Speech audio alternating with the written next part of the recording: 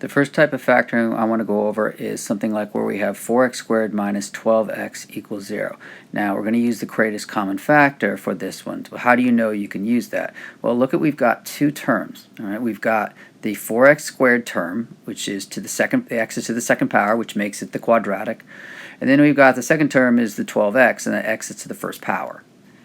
Now notice that they both have a x in them, at least an x. And so we're going to find the greatest common factor of them. We're going to have the greatest common factor is going to be, well, first of all, 4 goes into both the 4 and the 12. And then x goes into both of them. That's going to be our greatest common factor. So now I'm going to have to factor that out. So what I'll do here is I'm going to write one big parentheses for the whole thing. And I know that the greatest common factor is a 4x. So I'm going to take that first term, the 4x squared, divide it by a 4x. And that's just going to leave me an x. That's going to stay inside the parentheses there, and then I write the greatest common factor is a 4x. That goes outside the parentheses. Now I have to deal with the minus sign. I put the minus sign down there, and then for that second term, that negative 12x, when I divide that by the greatest common factor, we get 3. So that goes in the parentheses there. So now I have it factored form of 4x times x minus 3. And now that's going to be equal to 0. So what we need to do here is something called the zero product property, which you're going to be using a lot in this video. And so this is called zero product property. When we set both the 4x that's out front and then the x minus 3, we set that equal to 0, and then we take the parentheses, the x minus 3, and we set that equal to 0. Okay, it can be 4x equals 0 or x minus 3 is equals to 0. And it's called the zero product property because notice if the 4x ends up being 0, that number outside of the parentheses there, no matter what's inside the parentheses, if 4x turns out to be 0, that wipes out all of it to equal 0. So that would solve for x. The other thing that can solve for x is if the inside, the parentheses, x minus 3 comes equal to 0, because then the inside will be 0. And again, if you multiply the 4x times 0, you'll still get 0. So what we're going to do is we're going to solve for these little equations here. You're going to get, if x is equal to 0, that will be one of the solutions that will make the whole equation 0. And the other one is I set the x minus 3 equal to 0, and I solve for x, and I get x is equal to 3. So either of those are the right answer. Okay? And notice that I have two answers. Two answers you're going to get a lot of these quadratics. So that's how I got that one, by using the greatest common factor. Here we have a situation where we're going to solve the quadratic equation by factoring the difference of perfect squares. So first we have to recognize what perfect squares are. So a perfect square example would be x squared, which you're going to see a lot. Another, because if you take the square root of x squared, you get a nice clean x. Okay, you don't get a messy number, irrational number. What about x itself? Is that a perfect square? Well, if you took a square root of x, it's not going to come out like a nice whole number. So the point is that x squared is going to be your perfect square. And then for the numbers, we know perfect squares, there's not that many of them. You got 1, 4, 9, 16, 25, on and on, your perfect squares. And this is sometimes we're going to get something that's combined. You have a perfect square number and the x squared. So for instance, if I have 4x squared, the square root of that I need to know comes out to be 2x. Keep that in mind as I do that. Okay, and then going back to what this perfect squares is about, I've got this equation where it says x squared minus 25 equals 0.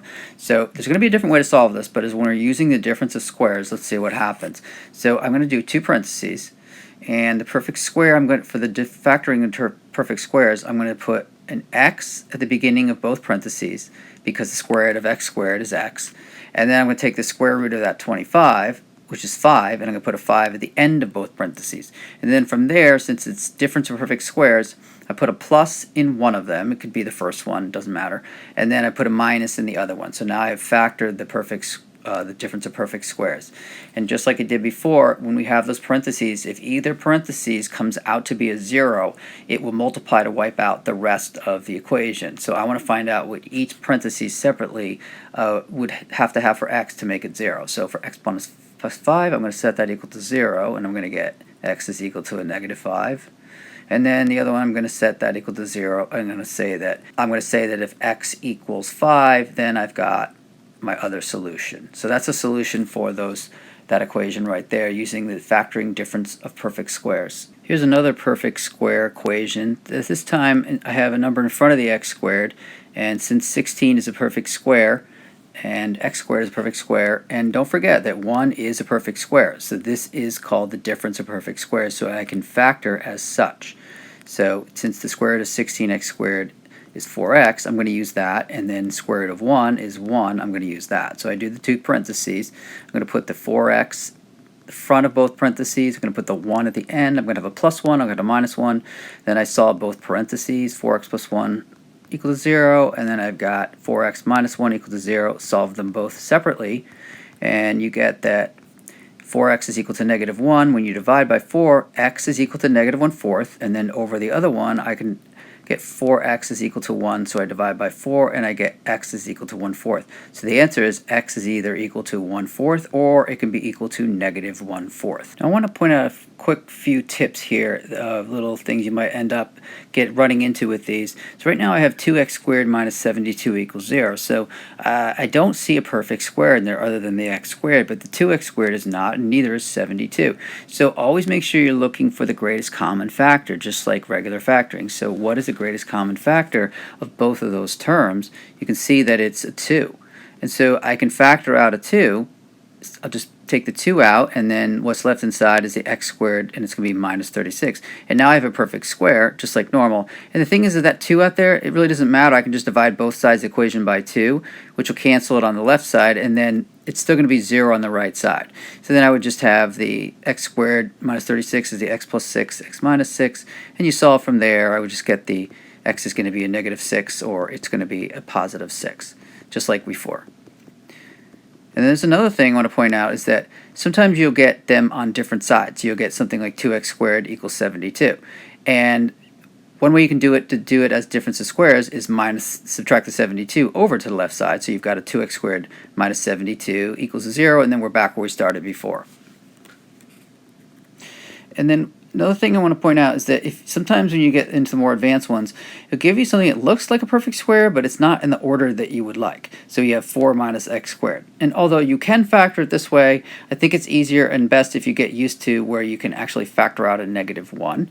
And you're going to get, therefore, I take out a negative 1, a greatest common factor, that switches the inside signs to a negative 4 plus an x squared, which I can rewrite as x squared minus 4. So the negative 1 again, I can just divide both sides by negative 1, and on the left side it'll cancel, and the right side is just going to turn to 0. And then from there I can do my difference of squares as you've done before. So yes, you could factor it as the 4 minus x squared. It would be 2 minus x, 2 plus x, but sometimes you're more comfortable with this. Either way works. So here's another example of solving a quadratic trinomial, and the difference in this one is, notice there's a coefficient of 4 in front of the x squared term. So the guess and check method is much more difficult here.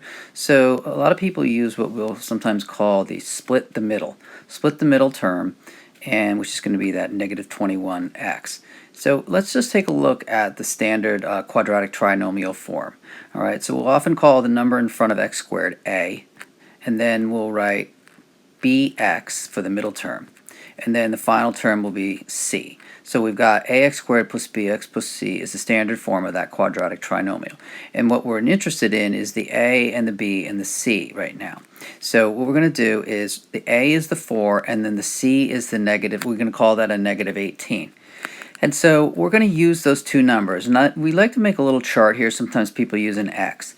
And in the top of that x, we write a times c to remind you that we want to multiply the a value times the c value, so the 4 times the negative 18. Then underneath that, we want to write the b value, which is going to be the negative 21. You're not writing the x's. So let's go ahead and do that, where I've got the x here, and of course a times c is the 4 times negative 18, so that is a negative 72. And then the b value, as I said before, is a negative 21. So now we've got that right there. And now what we need to do is we need to figure out the factors of that negative 72 that we just multiplied the a times c for. And so I listed them there. You've got them all listed there from 1 times 72 all the way through 8 times 9. All right, keep those in mind. And as I go further here, I'm going to figure out, of those factors that I just wrote, of the factor combinations that I just wrote for negative 72, we need to determine which out of those can I somehow add or subtract them to get that middle term, the b term, which in this case is the negative 21. So you scan through those and you try to figure out a way to add or subtract those number combinations. So if we look at 1 times 72, of course I'm not going to be able to add or subtract those in any way to get anywhere near 21. So it turns out that if we use the 3 times the 24, if we can do 3 positive and a negative 24, we add them together, we'll get the negative 21. So those values, that 3 and the negative 24, I'm actually going to put on the sides of that x model there. So now what I do with this is I'm going to called split the middle. And so I'm going to hold on to the x values there, the chart. Split the middle means that negative 21, I'm going to rewrite this whole quadratic trinomial, but I'm going to break that negative 21x, that middle term, into separate parts. Okay, and that negative 21x is going to have to do with the 3 and the negative 24. And then what I'm going to do is I'm going to rewrite, as I said, I'm going to write that 4x squared first. Okay, I'm not doing parentheses, I'm just writing the 4x squared. Now next I can either write the 3 or the negative 24. You want to try to choose, I could use the 3, but it's a little cleaner if you pick one of the numbers that has this common factor with the number I just wrote, the 4, with the a value, the leading term. So 4 and negative 24 both have 4 in common, where 4 and 3, I can still do that, but I wanted to show you if you can try to find the one that's a better fit as far as a greatest common factor, use that one. So when I write the negative 24, I'm also going to put an x after it. It's going to be negative 24x. Because remember, I'm trying to split the middle, the negative 21x. So I have a negative 24x.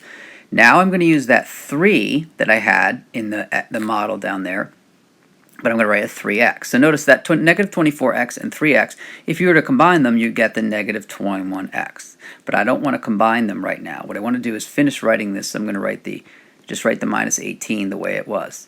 So now what I'm going to do is I'm going to end up factoring those, and I'm going to use the greatest common factors, but something we call grouping. I'm going to take the first two terms and I'm going to put parentheses around those, the 4x squared minus the 24x, and I'm going to put a plus in the middle, and then I'm going to leave that plus there, and then I'm going to put parentheses around the 3x minus 18. Again, now I'm going to be finding the greatest common factor of each parentheses and factoring it out. So looking at the first parentheses, the 4x squared minus 24x, the common factor there is your 4x. So I will take that, factor that out, divide that out of the first parentheses. I have a 4x. What leaves inside, it's just going to leave an x value and then minus 6. So that's the end of that parentheses. Now we'll move on to the second one. I automatically write that plus sign in between. Now the greatest common factor out of the 3 and the negative 18 is a plus 3. Factor that out of the parentheses. You're left inside the parentheses now with an x minus 6. And I wrote that as the same color as the previous parentheses, x minus 6, to point out that you should always get a match. In this technique, you should always get a match in those parentheses. If you didn't get a match, then something went wrong. So that's kind of a nice way you can check whether you're doing it before you finish the whole thing, whether you're doing it right. So now what do I do with this? I've got this right here. So what I'm going to do is I definitely have a match there, which I do, and I'm going to then write double parentheses now, kind of like when I factored the trinomial before that was guess and checking, which came out 2 parentheses. I'm going to get 2 parentheses. In the first parentheses, I'm going to put the greatest common factor I took out of the first part, the 4x, and then I'm going to put plus the greatest common factor I took out of the second parentheses, which was the plus 3. Now I'm going to write another parentheses, and I'm going to write that x minus 6, that match, but I'm only going to write it once. You only write it once. I'm not going to go into why right now, but you always know you have to write it once. See, I'm going to have a double parentheses now. If you were to multiply that out, do your FOIL method or whatever you want to call it, I would get right back to the original quadratic trinomial that I started with in the beginning. But now we've got it in factored form, and it's equal to 0, so then we can use that zero product property, meaning set each separate parentheses equal to 0. So 4x plus 3 can equal 0, and we do that, we'll get 4x is equal to a negative 3, divide both sides by 4, so x could be a negative 3/4. The other thing, parentheses, says that x minus 6 will equal 0, so of course x equals 6 is the second solution to that problem.